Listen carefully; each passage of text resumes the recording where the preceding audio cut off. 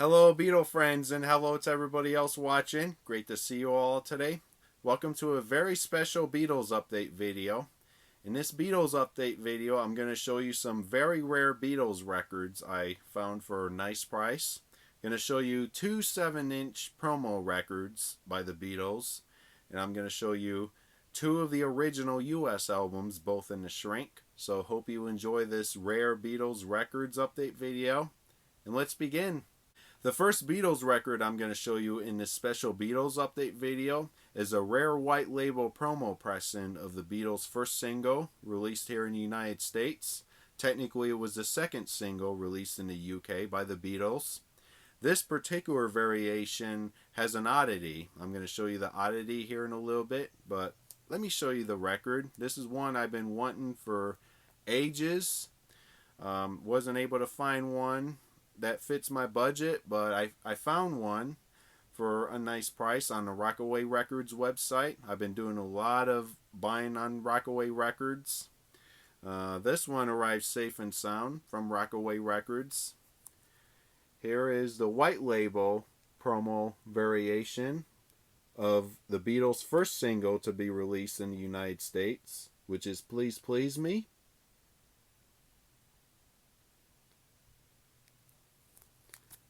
And here's the other side of the single, Ask Me Why. And this has the original VJ sleeve. Here's a close-up of the VJ sleeve for the single. The other side of the sleeve.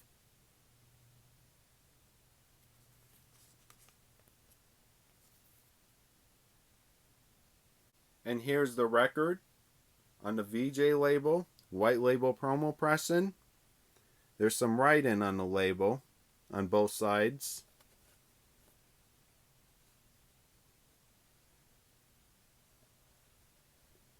And there's also some white out on the Please Please Me label here, where they attempted to white out the writing. But I didn't mind the writing on the label. I had a little problem with the whiteout, but the whiteout didn't bother me much like it should. I was worried about this record while it was in the mail. I was worried that it wasn't going to play well and that it was going to look terrible in my eyes, but it doesn't look that terrible in my eyes. It looks real good in my eyes. And I'm okay with the writing on the record. I like to find a copy without the writing, but it's going to cost me a fortune. Hopefully someday I'll find an upgraded and nice price. But anyway, here's a close-up of the white label promo label on VJ.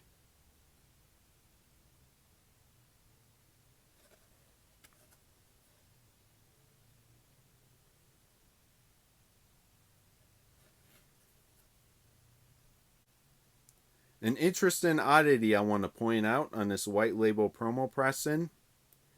The Beatles' name has a misspelling here. It has an extra T in the name The Beatles. And that was mainly because VJ didn't know how to properly spell the Beatles' name when they signed them in America. And that eventually got corrected later on. They corrected the spelling of the Beatles' name to just a single T. And here's the Ask Me Why side, also with the misspelling of the Beatles' name.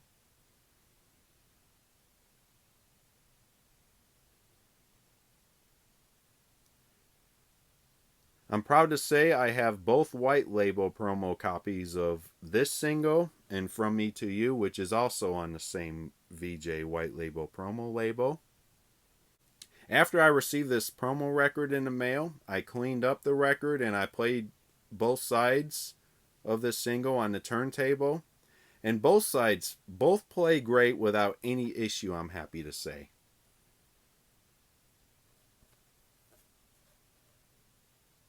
The next rare Beatles promo record I'm going to show you is this open-end interview record, which plays at 33 1/3, Capitol Compact 33. This is an open-end interview to promote the Meet the Beatles album. I have the open-end interview record for the Beatles' second album. This one I've been wanting for a long time, but couldn't find it for a nice price because it was very pricey and very hard to find. But I found this on Discogs for a nice 2-digit price. The price is right there. But yeah, this is the Meet the Beatles open-end interview record. I'm so happy to have in my collection. And this is a genuine one, but this one is without the picture sleeve. If it has a picture sleeve, it would cost much more than the 2-digit amount right there. And here's the record on the Capitol Color Band label. Plays at 33 1/3 and it's in mono. And it says here, especially prepared for radio and TV program in use, not for sale. Produced by Jack Wagner. The interview track is produced by Jack Wagner, but the music was produced by George Martin. And here's the other side of the record with only the two Beatles tracks here, which are This Boy and It Won't Be Long. On this side, you have the interview track, the open-end interview track with the Beatles. And then after the interview ends, it fades up to play I Want to Hold Your Hand. And I played both sides of this record, and it plays without any skipping. But there are a lot of pops on both sides, a lot of pops and crackles. But this nice rare record plays through without any skipping, I'm happy to say. And I'm happy to find this for a nice price because I've been wanting this particular open-end interview record in my collection. Now to show you the two US Beatles albums. Both of these US albums are in mono, and they are both in the original shrink. The first one I'm going to show you is Meet the Beatles in the shrink. I already have a copy of this album with the Sears bag, but I found this copy with the shrink.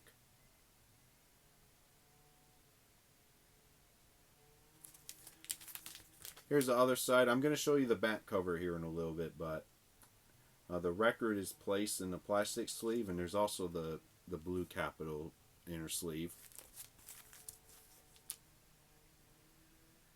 And here's a close-up of the original Meet the Beatles album in the shrink.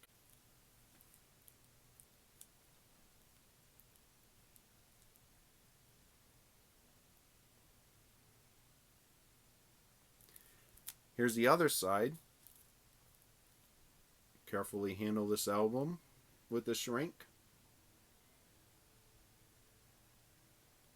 And this one has RIAA 3, which indicates it's an East Coast pressing. It was pressed at the Scranton, Pennsylvania plant. And no George Martin credit on the back cover.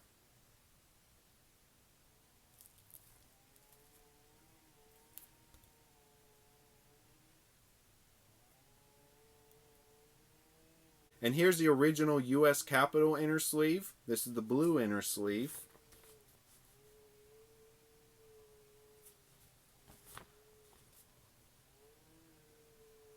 The record is placed in this inner sleeve. It's not placed in the Capitol inner sleeve. Show you a close-up of the record on the Capitol Color Band label. And this one is a first pressing variation, because you don't see the BMI ASCAP music publishing credits at the end of every song. Capitol quickly corrected that on subsequent pressings of this album. But this pressing is a rare one because they didn't press many of these without the BMI ASCAP publishing credits at the end of the songs. All you get are the song titles, the running time, and the songwriters. And I believe this is my, oh Lord, I think I have about 5 copies of this particular variation without the BMI ASCAP credits on the label, including one which is in the Sears bag. And here's side 2.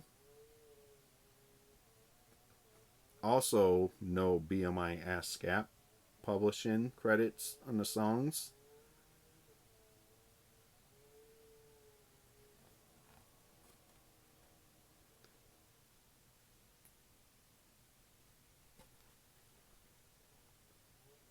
My last rare Beatles find in this special rare Beatles update video is Revolver. This is the US mono Revolver, and it's in the shrink.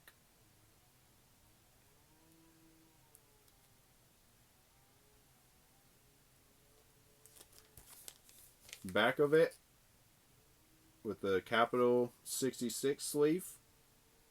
I'm going to show you the album here in a little bit. Here's a close-up of the album with the shrink.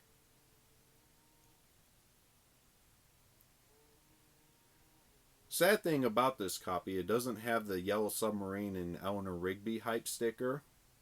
But I found this for a nice price and thought I should go for this one. And it's a nice copy in the shrink.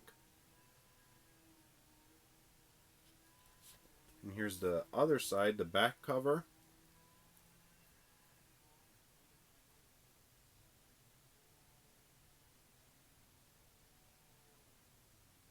And this one is an East Coast pressing, just like the Meet the Beatles one I showed you.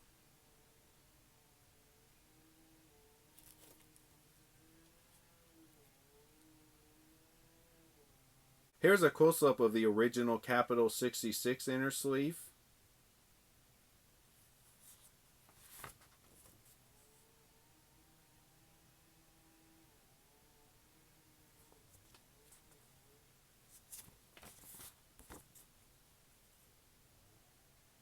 Finally, here's the record on the Capitol Color Band label. Mono copy. And it is a Scranton, Pennsylvania pressing, because there's a stamped logo on the dead wax, which is a triangle symbol.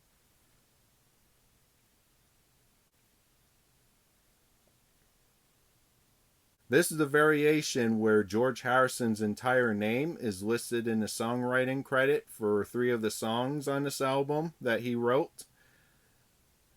But John Lennon and Paul McCartney is only listed by their last names, Lennon and McCartney. On other variations, their full names are listed. And this record is in wonderful shape. Side 2.